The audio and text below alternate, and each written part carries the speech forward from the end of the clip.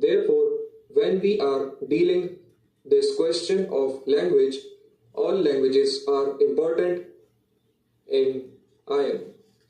I will not say that Hindi is not important or the regional languages. In fact, we should provide opportunities for the promotion and cultivation of all languages in our country. In this connection, I would say that while there should be a common language, it will take a long time before Hindi becomes a language of use in many parts of India. The argument has been given again and again that while Hindi gives an advantage to the Hindi speaking areas, those parts of the country which have absolutely nothing in common with this language will take a long time before they accept the change.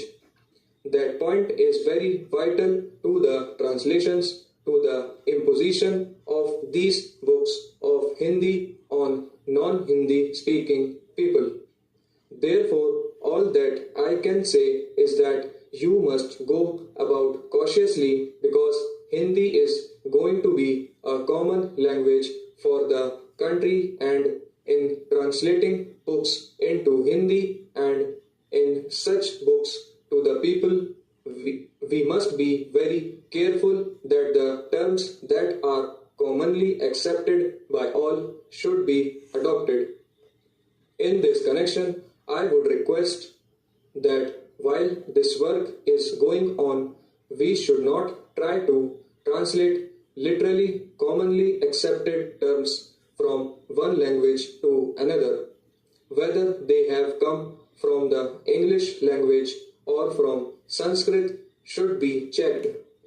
Commonly accepted terms that have come into the use of not only the 5 million English educated people of this country but even into the vocabulary of the masses in rural areas should not be literally translated simply because these terms are in English or in Sanskrit. I am saying this because you have got the zeal for the regional languages or Hindi that they must be converted even if the translation takes a whole line instead of a small little word. That should not be done.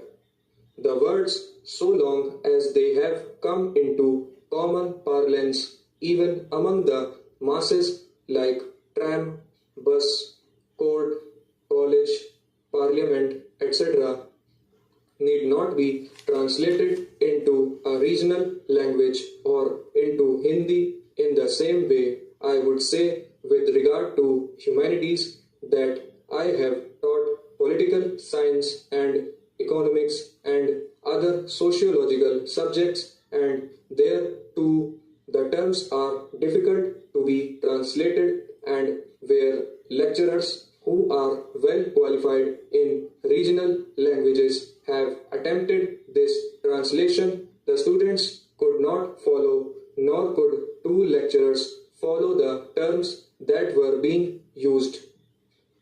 I am not saying that until eternity we should have the continuation of any particular language, namely English.